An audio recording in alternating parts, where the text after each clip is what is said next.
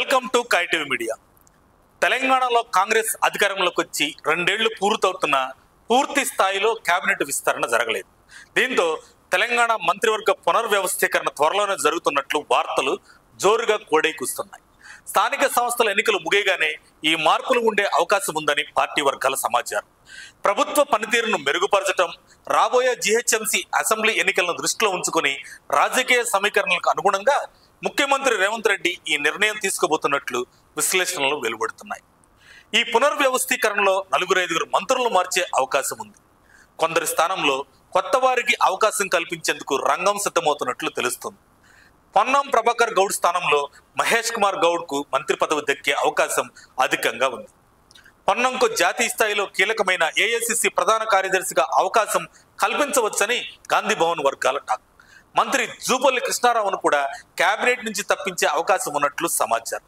ఇక మంత్రి కోమటిరెడ్డి వెంకటరెడ్డిని ఏఐసిసిలోకి తీసుకొని ఆయన స్థానంలో తమ్ముడు కోమటిరెడ్డి రాజగోపాల్ రెడ్డికి అవకాశం ఇవ్వనున్నట్లు సమాచారం. అలాగే గ్రేటర్లో కేబినెట్లోకి కొత్తగా మల్రెడ్డి రంగారెడ్డి లేదా నవీన్ యాదవ్ని తీసుకునే అవకాశం ఉంది.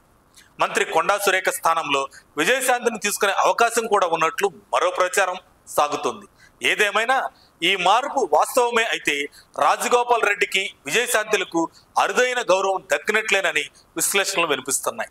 2 ఏళ్ల కాంగ్రెస్ పాలన పూర్తవడంతో ప్రభుత్వ పనితీరును మరింత దూకుడుగా, సమర్థవంతంగా మార్చాలన్న లక్ష్యంతో కొత్త మంత్రుల నియామకంతో పాటు ప్రస్తుతం ఉన్న మంత్రుల శాఖల్లోనూ మార్పులు చేర్పులు చేసేందుకు సీఎం రేవంత్ సరికొత్త ప్లాన్ చేస్తున్నారంట. కొన్ని కీలక శాఖలను అనుభవం గల లేదా కొత్తగా తీసుకునే మంత్రులకు అప్పగించడం ద్వారా పరిపాలనలో వేగం పెంచాలని ప్రభుత్వం భావిస్తుంది.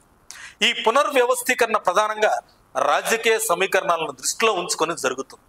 రాబోయే ఎన్నికల్లో కాంగ్రెస్ పార్టీని మరింత పటిష్టంగా మార్చేందుకు, అన్ని వర్గాలకు సరైన ప్రాధాన్యత ఇచ్చేందుకు ఈ మార్పులు కీలకంగా మారనున్నాయని పార్టీలో అంతర్గత చర్చ సాగుతుంది.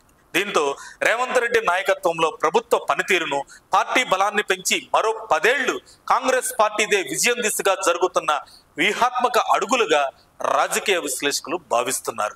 మరిన్ని అప్డేట్స్ కోసం మా కాయ్ టీవీని సబ్స్క్రైబ్ చేసుకోండి. మా వీడియో కనుక మీకు నచ్చినట్లయితే లైక్ చేయండి, షేర్ చేయండి.